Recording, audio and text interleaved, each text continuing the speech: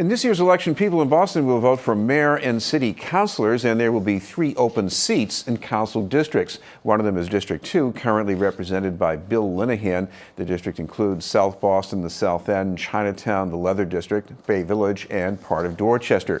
Our guest is one of the candidates in the preliminary election September 26th. We'd like to welcome Corey Dinopoulos. Thank you very much for being with us, Corey. Thanks for having me. One of the things I've read about you is that you are maybe even an architect of the Boston Olympic proposal, or at least a visionary. Talk about that. Sure. So back in 2007, I was graduating from Mass College of Art and Design. And on that night, we have a thesis to propose. And I worked on that semester on a thesis to bring the Olympics to Boston.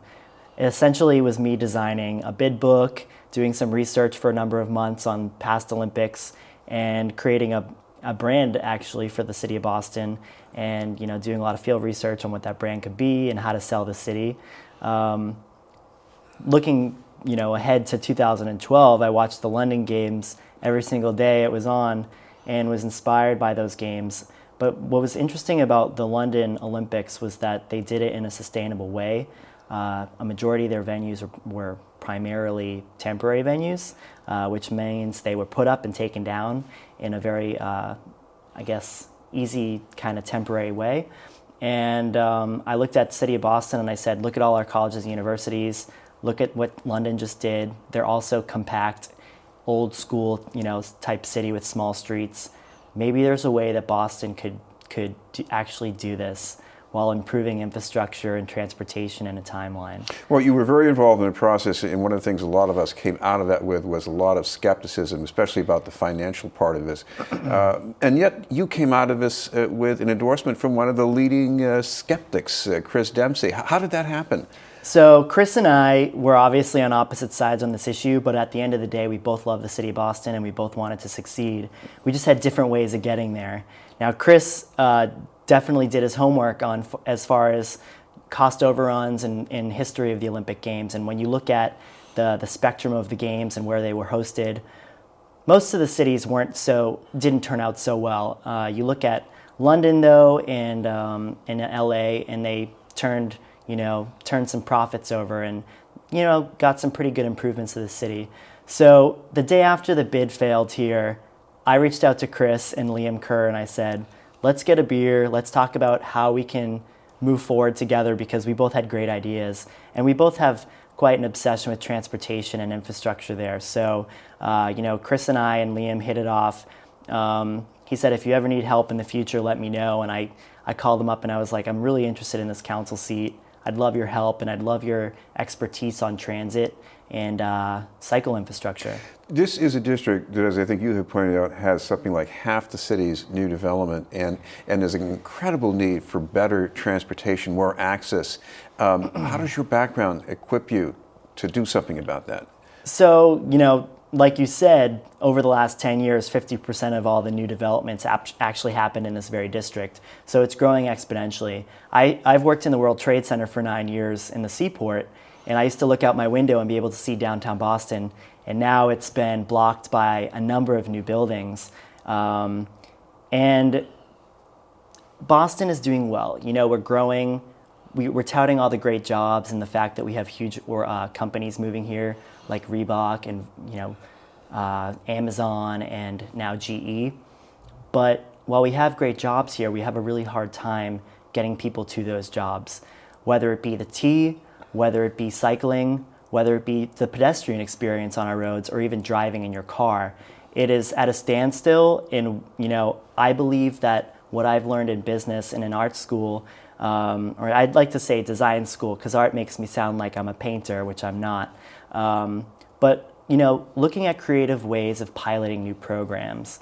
I've been working with Walk Boston and Transit Matters to do some feasibility studies on doing bus rapid transit lanes in the Seaport, maybe down Summer Street or down Broadway. So during rush hour, we could have buses board quicker and also have their own lanes to get people to work faster.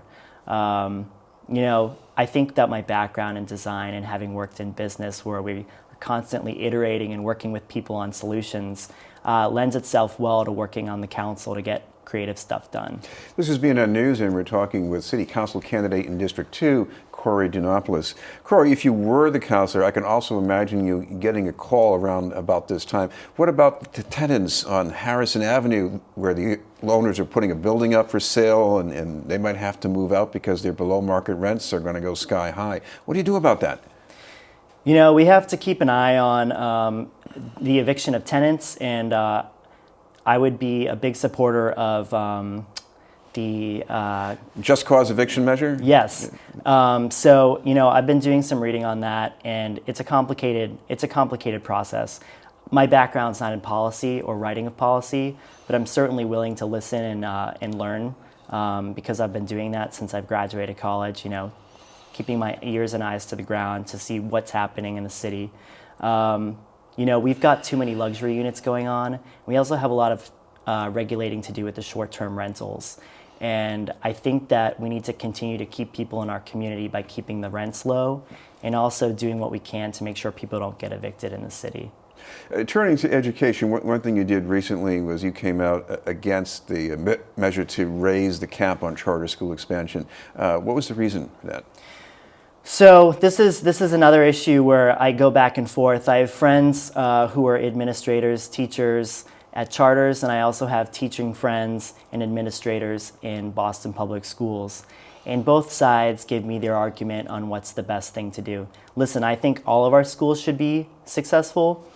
We have some of the best colleges and universities in the world, and there's no reason why our K through 12 schools can't meet that level.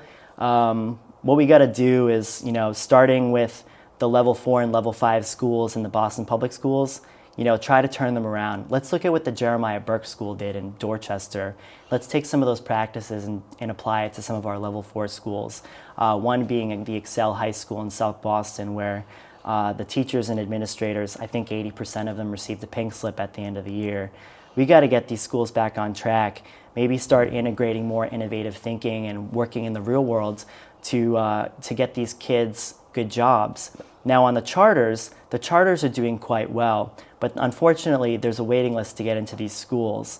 And now if a parent can't get into the school of their choice in BPS, or if they can't get into the lottery for that charter, the parents are kind of like left without a solution. They either have to send their kids to a private school and pay a little bit more, or they end up moving out of our city, and we don't need that to happen either. You know, I think there's plenty of open opportunities to open new charter schools in the city. You know, there's still open slots to do so, but I do think that we need to work on our Boston Public Schools because we don't have running water in those schools. Some of them don't even have heating and cooling, and we just need to build our schools so they meet our 21st century standards. One other thing you're concerned about are some of the environmental issues in District 2. What are they? So, you know, I'm a big believer in alleviating traffic through cycling and walking. And, you know, we're a walkable city, but we've got a lot of work to do when it comes to cycle infrastructure. Let's look at Copenhagen and Amsterdam. You know, a friend of mine's been spending the last couple of weeks in the Netherlands, and, you know, watching her live videos there is eye-opening. You know, there's highways for cyclists. And the bike infrastructure is so safe. You would send your kids to school on the bike lanes and your grandparents on the bike lanes. Now, Boston has a lot of work to do to get there. We only have 3 miles of protected bike infrastructure in the city of Boston and not really connected to one another. So as a counselor, I would definitely be advocating for a network of protected bike lanes. Now, protected means the bike lane would be within the inside of the parking lanes so that you're not getting doored as you're biking to work. But also signal prioritization, better crosswalks for bicyclists.